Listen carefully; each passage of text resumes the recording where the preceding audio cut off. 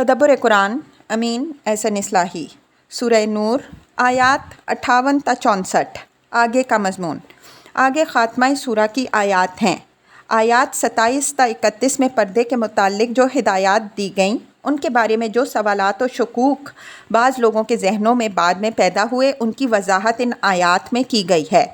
یہ آیات چونکہ اصل احکام کے بعد نازل ہوئی ہیں اس وجہ سے ان کو سورہ کے آخر میں رکھا گیا ہے، اور اس کے ساتھ یہ تصریح بھی ہے کہ یہ آیات بطور وضاحت نازل ہوئی ہیں۔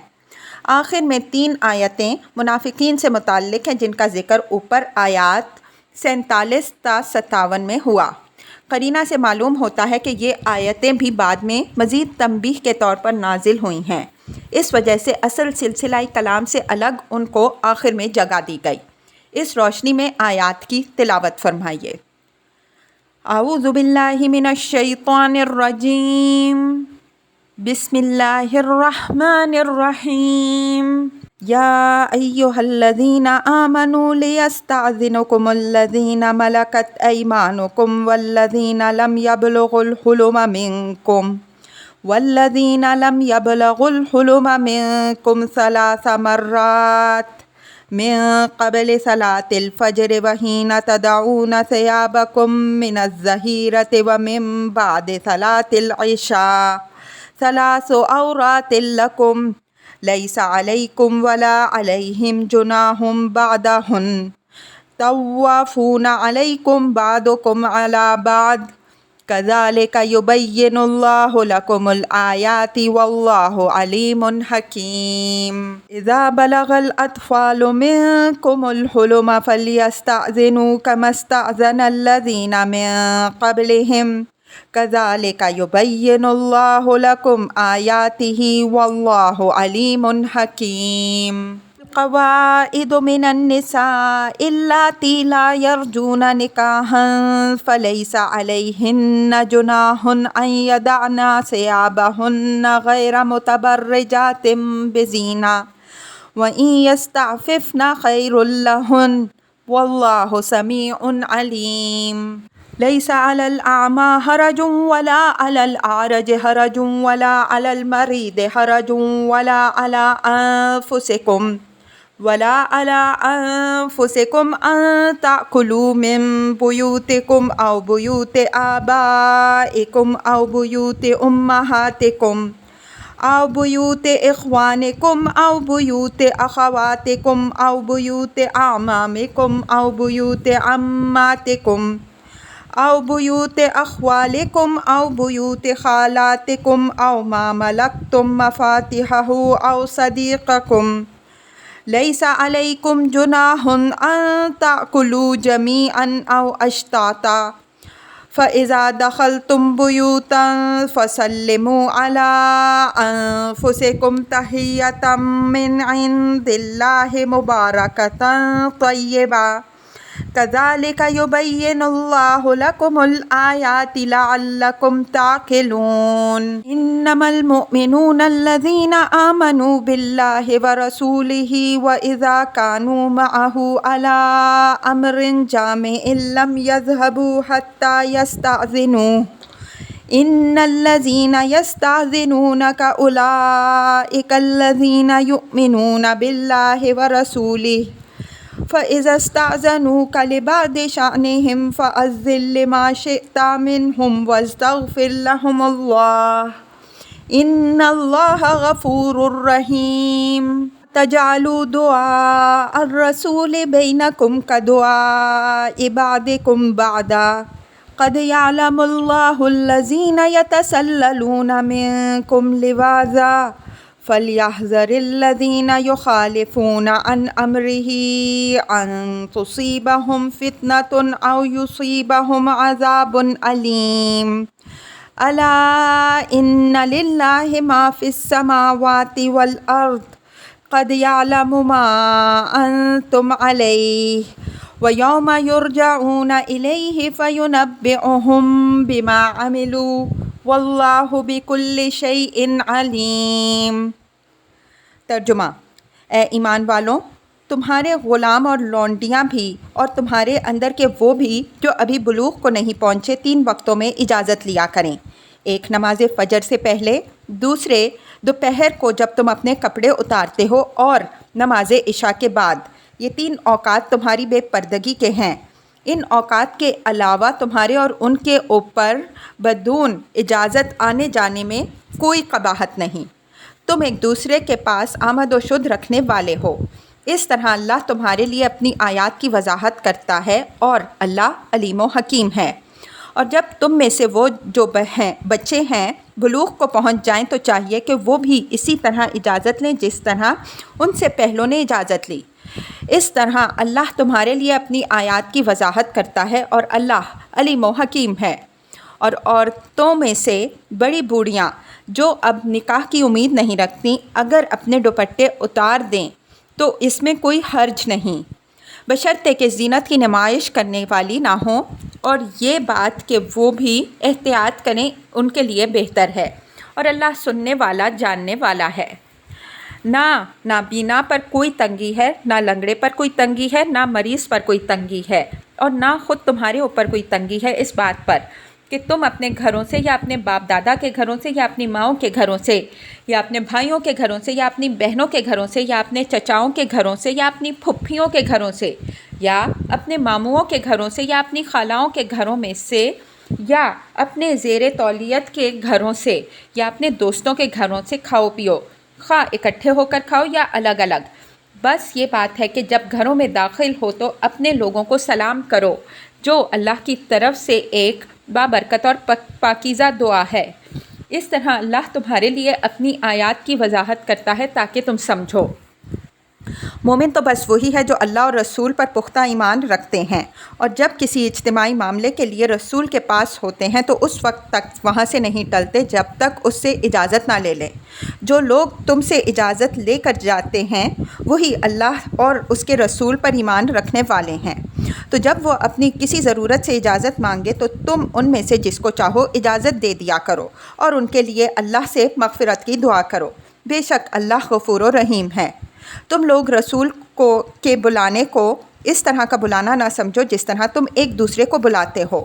اللہ تم میں سے ان لوگوں سے اچھی طرح باخبر ہے جو ایک دوسرے کی آڑ لیتے ہوئے کھسک جایا کرتے ہیں۔ بس وہ لوگ جو اس کے حکم سے گریز کرتے رہے ہیں اس بات سے ڈریں کہ ان پر کوئی آزمائش آ جائے یا ان کو ایک دردناک عذاب آ پکڑے۔ آگاہ رہو کہ جو کچھ آسمانوں اور زمین میں ہے سب اللہ ہی کا ہے۔ تم جس حالت پر ہو اللہ اس سے اچھی طرح باخبر ہے، اور جس دن یہ اس کی طرف لوٹائے جائیں گے تو جو کچھ انہوں نے کیا ہوگا وہ اس سے ان کو باخبر کر دے گا، اور اللہ ہر چیز سے اچھی طرح واقف ہے۔ الفاظ کی تحقیق اور آیات کی وضاحت۔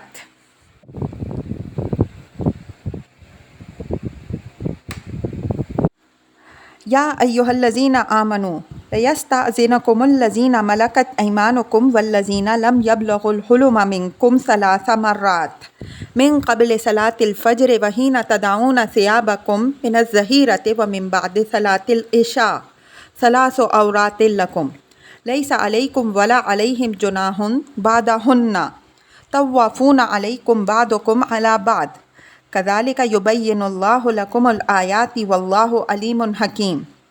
وَإِذَا بَلَغَ الْأَطْفَالُ مِنْكُمُ الْحُلُمَ فَلْيَسْتَأْذِنُوا كَمَا اسْتَأْذَنَ الَّذِينَ مِنْ قَبْلِهِمْ كَذَلِكَ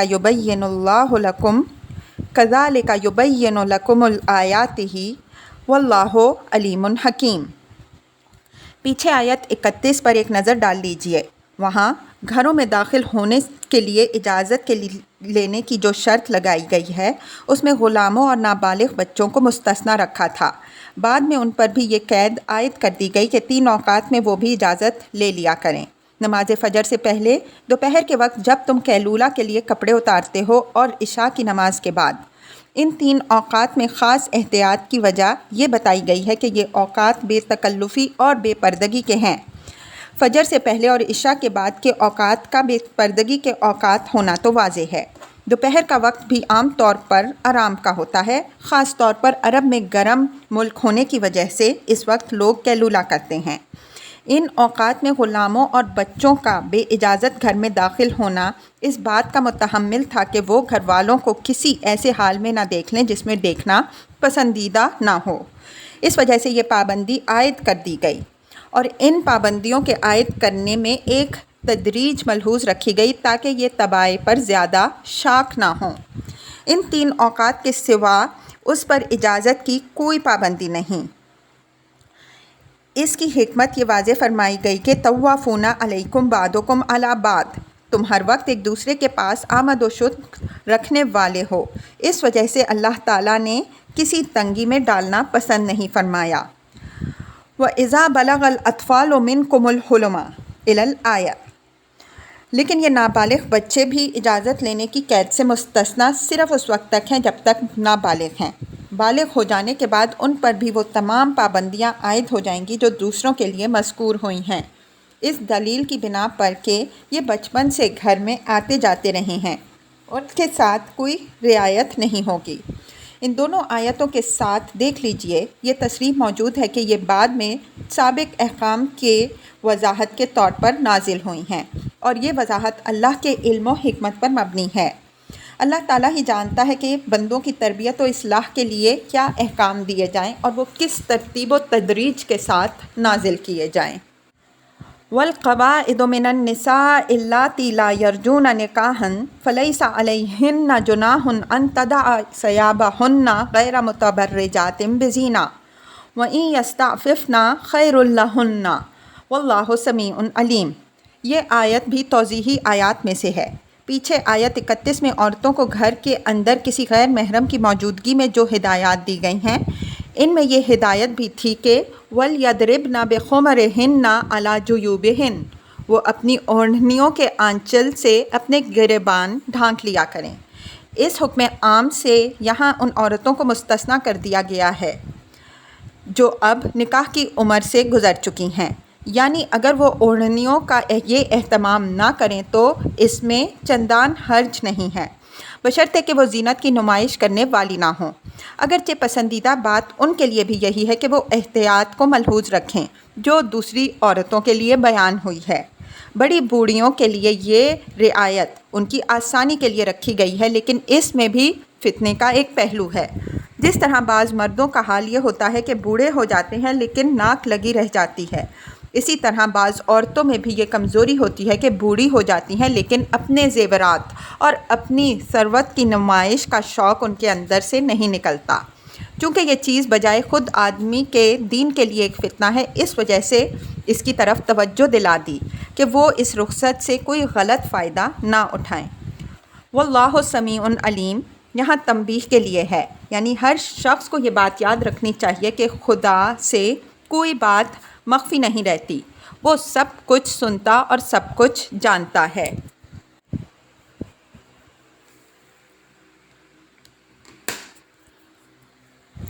لیس علی الاعمی حرج ولا علی الاعرج حرج ولا علی المریض حرج ولا علی انفسکم ان تأکلوا من بیوتکم او بیوت آبائکم او بیوت امہاتکم او بیوت اخوانکم او بیوت اخواتکم او بیوت اعمامکم او بیوت عماتکم او بیوت اخوالکم او بیوت خالاتکم او ما ملکتم مفاتحہ او صدیقکم لیس علیکم جناح ان تأکلوا جمیعا او اشتاتا فاذا دخلتم بیوتا فسلموا علی انفسکم تحیۃ من عند اللہ مبارکۃ طیبہ کذالک یبین اللہ لکم الآیات لعلکم تعقلون۔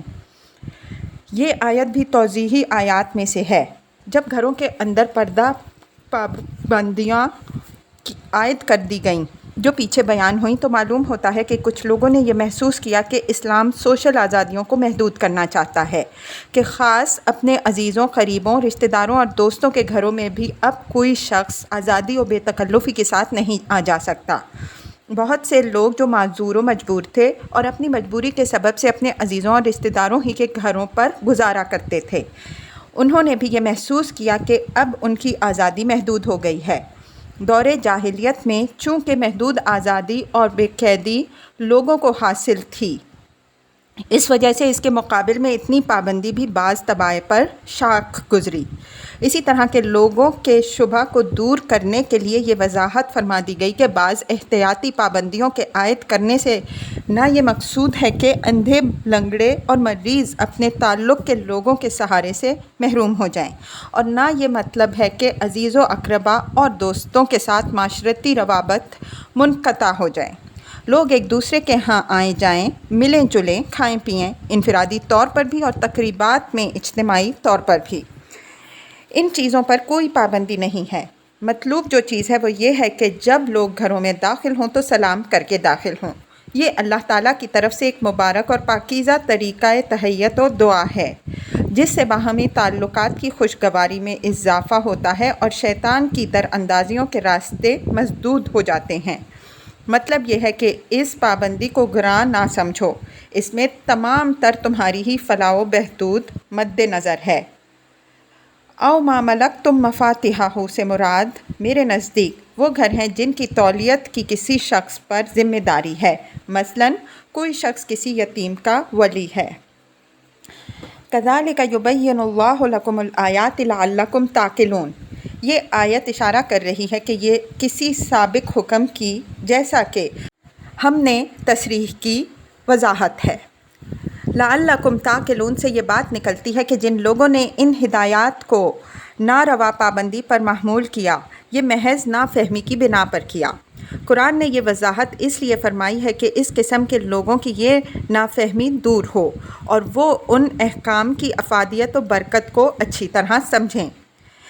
اس آیت میں تمام رشتہ داروں اور قرابت داروں کا اس تصریح کے ساتھ الگ الگ جو ذکر آیا ہے، اس کی وجہ یہ ہے کہ عرب میں مشترک خاندانی نظام کا رواج نہیں تھا، بلکہ ہر بالغ شادی کے بعد اپنا الگ گھر بساتا تھا، اور اس تصریح سے وہ بات بھی نکلی جس کی طرف ہم پیچھے اشارہ کر آئے ہیں کہ اس سورہ میں زیر بحث وہ پردہ ہے جو اعزہ و اقربا اور تعلق و اعتماد کے لوگوں کے گھروں کے اندر آنے جانے کی صورت میں مردوں اور عورتوں دونوں کو ملحوظ رکھنا چاہیے۔ یہاں اس پردے کی وضاحت نہیں ہے جو عورتوں کو گھر سے باہر نکلنے کی صورت میں اختیار کرنا چاہیے۔ اس کی وضاحت جیسا کہ ہم نے اشارہ کیا سورہ احزاب میں ہوتی ہے، اور ہم وہاں انشاءاللہ اس پر مفصل گفتگو کریں گے۔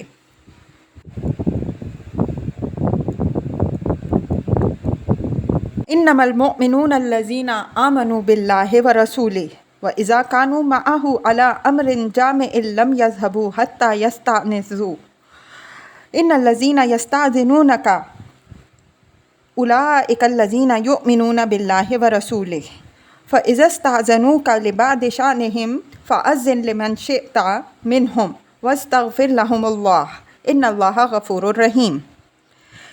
یہ اور اس کے بعد کی آیات منافقین کے اس ذکر سے متعلق ہیں جو آیات 57 پر ختم ہوا ہے۔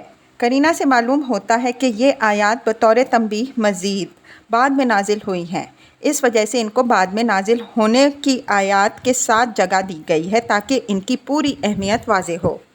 فرمایا کہ اصل مومن وہی لوگ ہیں جو اللہ اور اس کے رسول پر سچا اور پکا ایمان رکھتے ہیں۔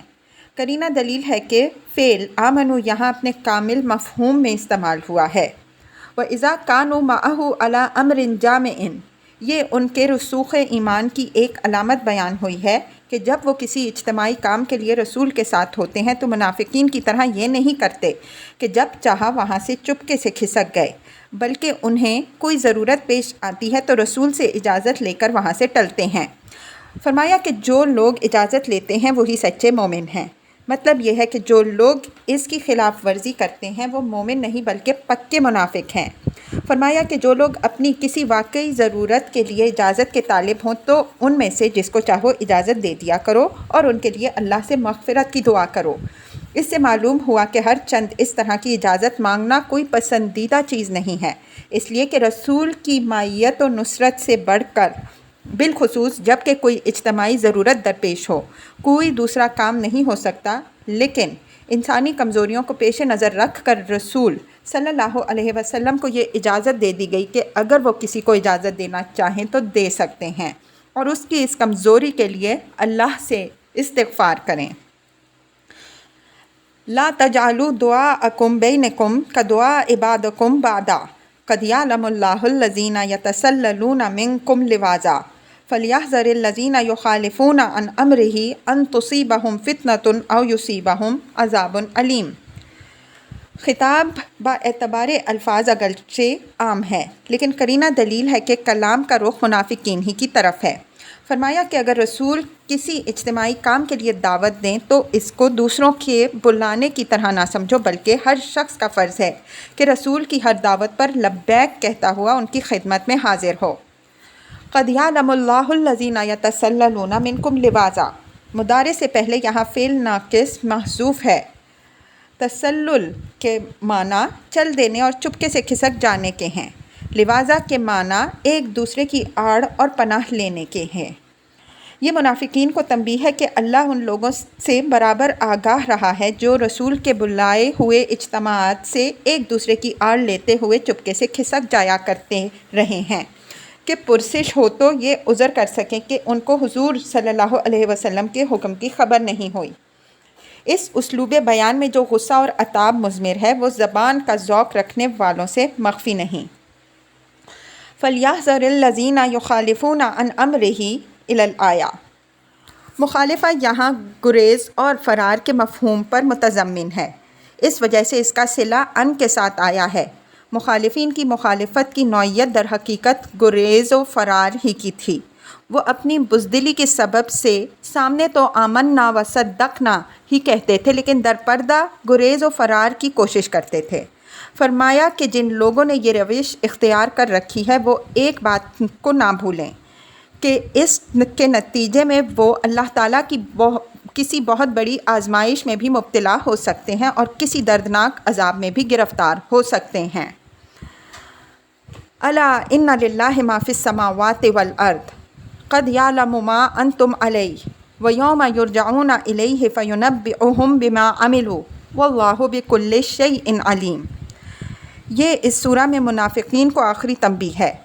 فرمایا کہ اچھی طرح کان کھول کر سن لو کہ جو کچھ آسمانوں اور زمین میں ہے سب خدا کیا ہی ہے، کسی اور کا اس میں کوئی دخل نہیں۔